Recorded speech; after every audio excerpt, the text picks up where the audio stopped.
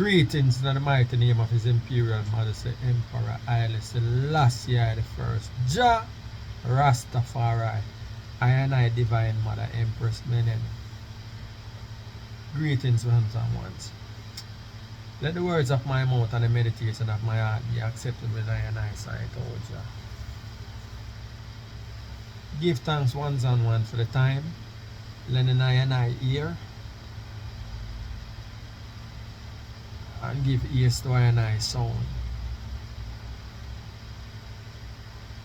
This word sound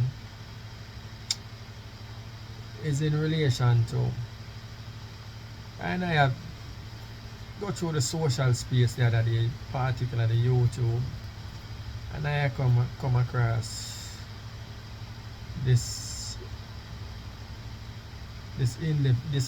individual named Thomas Sowell, or I guess in English should I say Thomas Sowell, or in French or probably Thomas Sowell. Nonetheless,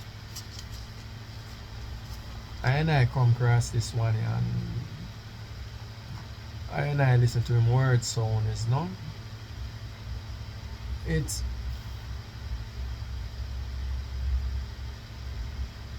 bring a energy in and the energy is that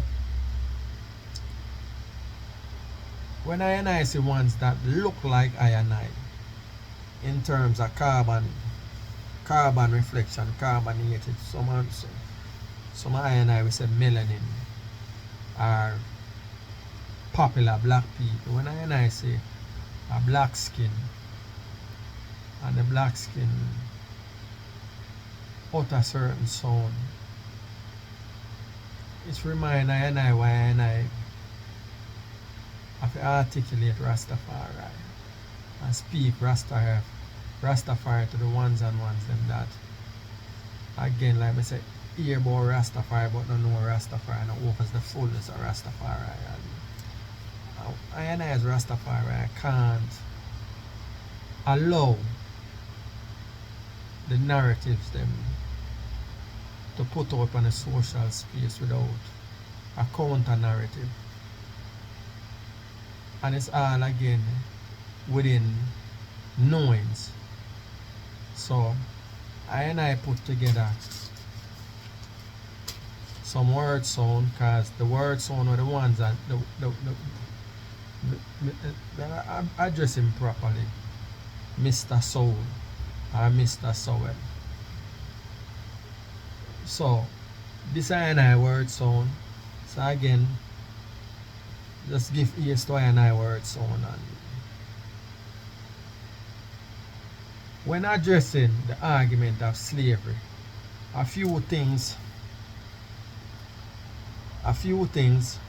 should be considered. Slavery is an Asian practice attested to by the Hammurabi Slave Code of 1754 BCE. Slavery in of itself existed for about 11,000 years. The word slave is rooted to the word Slav, applicable to the Slavic people of Eastern Europe, where Russia, Ukraine, Croatia, Poland, etc. are a part of. The Slavs were the first known European to be enslaved by other Europeans and Arab slavers. The difference between their enslavement and the diaspora is the Slavs never lost their identity. Given a chance, they could return to their place of origin. Not so for the African diaspora. We can only speculate where in Africa. Not even with the help of modern science, DNA sequencing, or DNA markers, we still do not know where we are from in Africa. The reason for this is slavery executed against us by Europeans. The re-engineering process of turning captives into slaves are as followed: denied human dignity, denial of education, denial of culture, lost identity, through forced Christianization, learning to become proper European with Christian names and languages, utilizing the method of buck breaking, sodomy of black man, and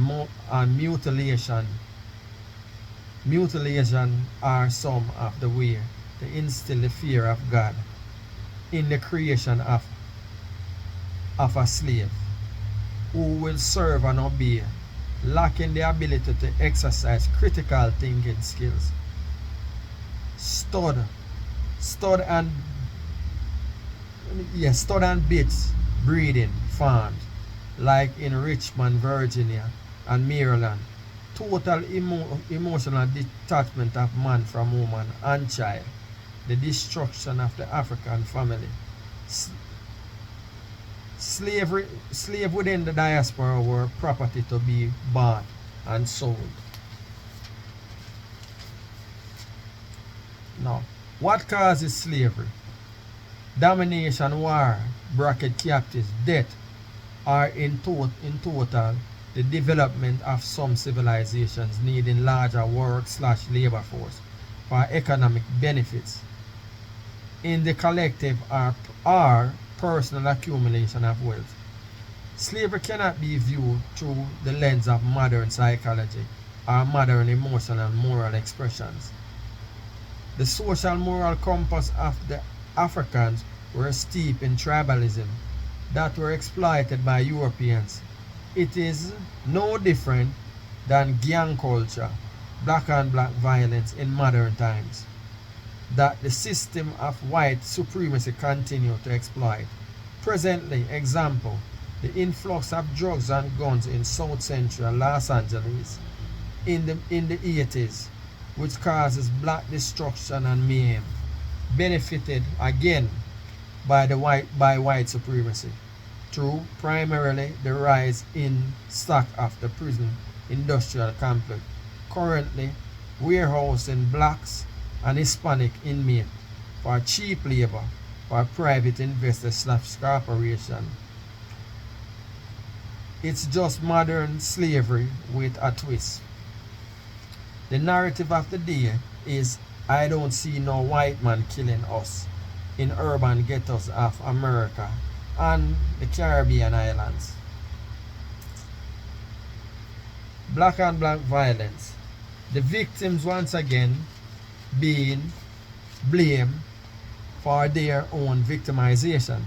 Drugs and guns / alleged CIA orchestration to aid Nicaraguan Contra rebels.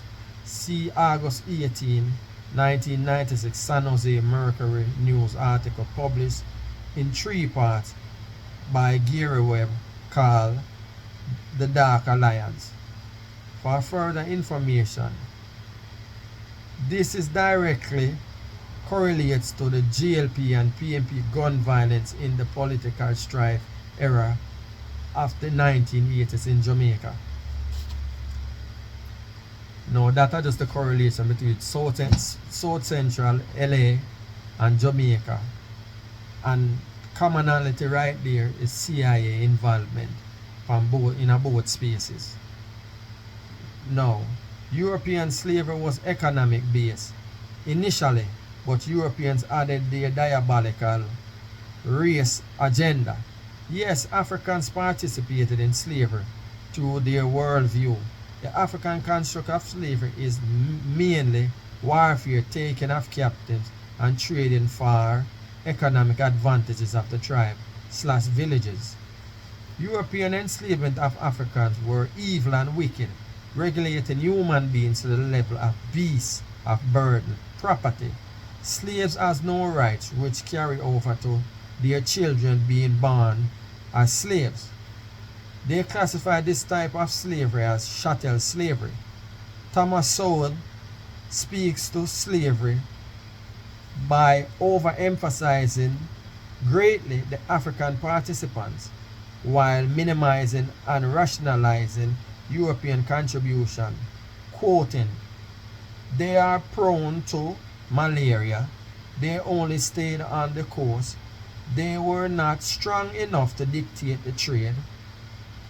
Contextualizing the African concept of slavery is best exemplified through the biblical story of Joseph and his bad-minded slash no-good brothers selling him into slavery in Egypt, North Africa.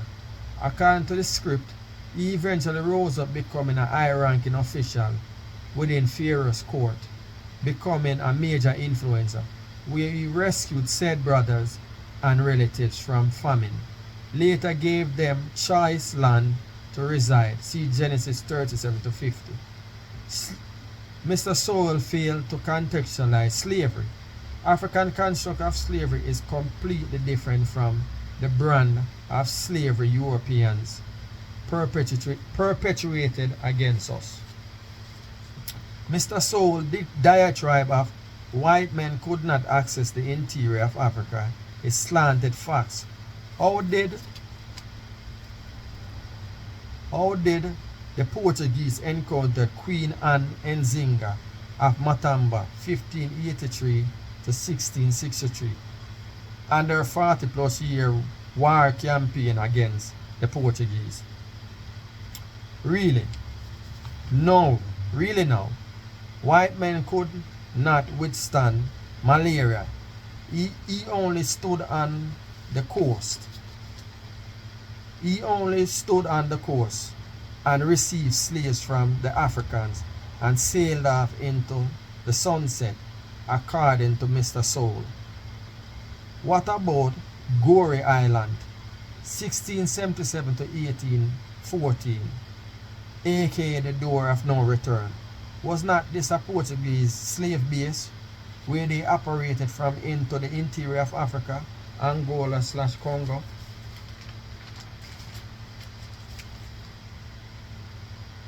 White man was not strong enough to dictate terms of trade agreement. Again, according to Mr. Sowell. The truth is, the Portuguese did enter into the interior of the African Angola, Congo, where they were dictating terms to the Africans, compromisers, who they introduced to guns and gunpowder. When these Africans compromisers became totally dependent on these weapons after abandoning traditional weapons of swords, knives, spears, and bow, the white men withheld the gunpowder, compelling them to do their bidding. In some instances, they would threaten them to give said weapons to their rivals. Also, arming rival factions, becoming arms dealers, controlling the dynamics of how war is fought in Africa. Those African compromisers who thought they no longer needed European whites themselves became victims of the trade through slaughtering and destruction of their villages with cannon superiority.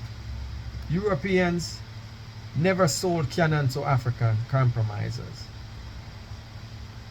Initially, Mr. Sowell, is this not controlling and dictating the trade?